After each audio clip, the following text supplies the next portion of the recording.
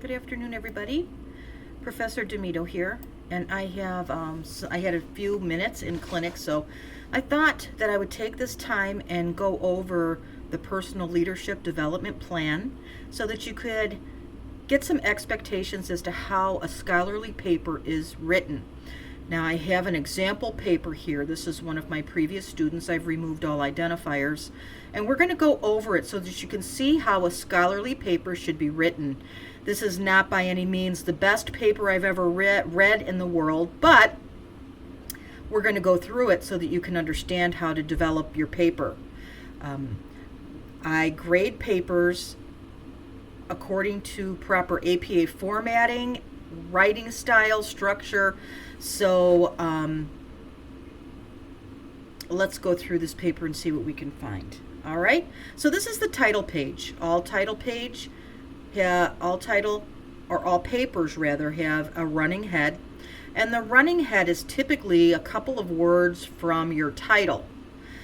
They must match. You can't use words in the running head that are not in the title, and the title should describe what your paper is about. You also see in the upper right hand corner, this is page 1. You can see here that I had annotated to the student that there were missing components of the title page. So you want to have your title, the name of the university, the course you're in, your professor's name, and your date, the date of the paper. You also should have a disclaimer at the bottom of the paper stating that this is your work, it's not plagiarized, and you should have had that on other papers that you wrote. All right, page 2.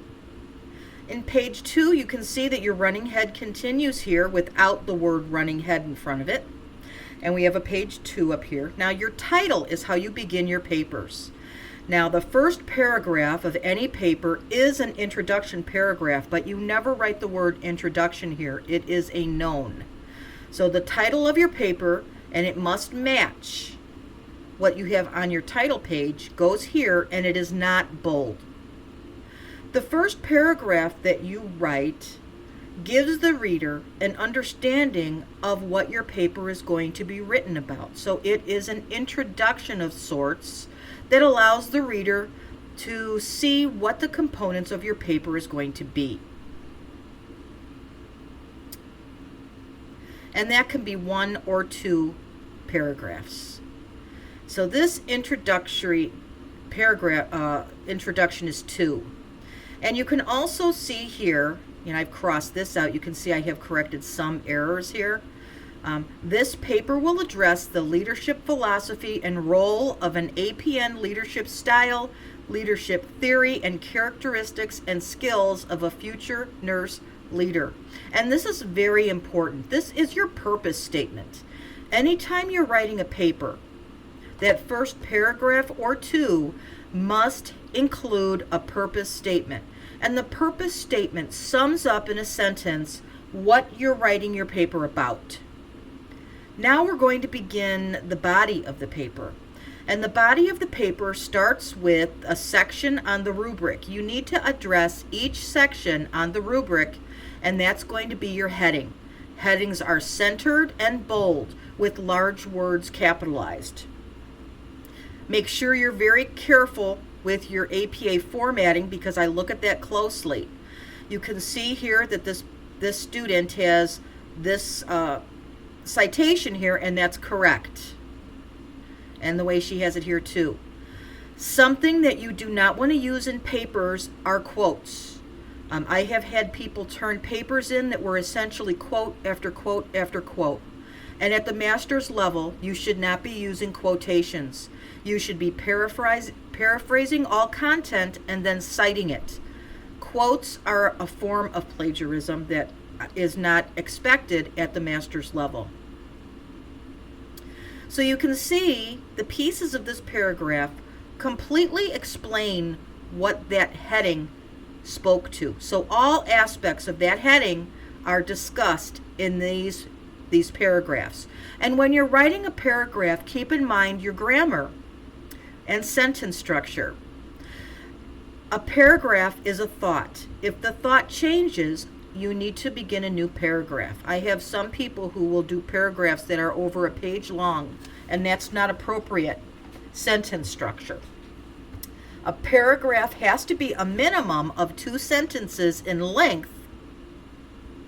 However, if the thought process changes, you need to start a new paragraph. Watch the dimensions of your paper. See how this indentation, this is the perfect indentation here, and the margins are perfect also. So now we have another heading, leadership style. So the following paragraphs are going to focus on leadership style. Also, when you're writing a scholarly paper, you do not want to use first person references. You don't want to use I think. You are writing this objectively. If for any reason you need to reference yourself, it will be the FNP student. But you can really write a good paper at this level without making a reference to yourself. These are objective papers. Objective papers don't have first person references to them. Also be mindful, you cannot use abbreviations unless you have spelled the word out first. So this one would be Advanced Practice Nurses and then APN in parentheses. Once you have made the decision to use the abbreviation, then you must complete the rest of your paper using APN. You don't want to use Advanced Practice Nurse anymore in your paper. You have committed now to using that abbreviation. Okay. Now here you can see we do have a quote here, and I do encourage students to eliminate quotations from their papers. It would be much better if she had paraphrased that and then cited it. Leadership theory is the next heading. And so now the next paragraphs are going to talk about leadership theory. Okay. And here we have another one, envisioning the future leader. And this should have been capitalized. You can see my little notation here. Future and leader should have begun with capital letters. And to sum up the paper, you're going to write a conclusion. Now, a conclusion is 1 to 2 paragraphs. This conclusion is a little bit longer than it needs to be, but typically 1 to 2 paragraphs or 1 paragraph suffices. And you're going to sum up the content of your paper. You never put new material in the conclusion. You also don't need to be putting references in the conclusion because you should have touched base on that earlier. So or citations, I mean. So the conclusion just sums up, usually in a paragraph, the key points of your paper. And then generally the last sentence zings it up. Like this one is a good one. By upholding the ethical and moral values, nursing will remain the most trusted profession in America. So that's a nice little zing sentence. I usually end my papers like that too. Okay. Now let's look at the references.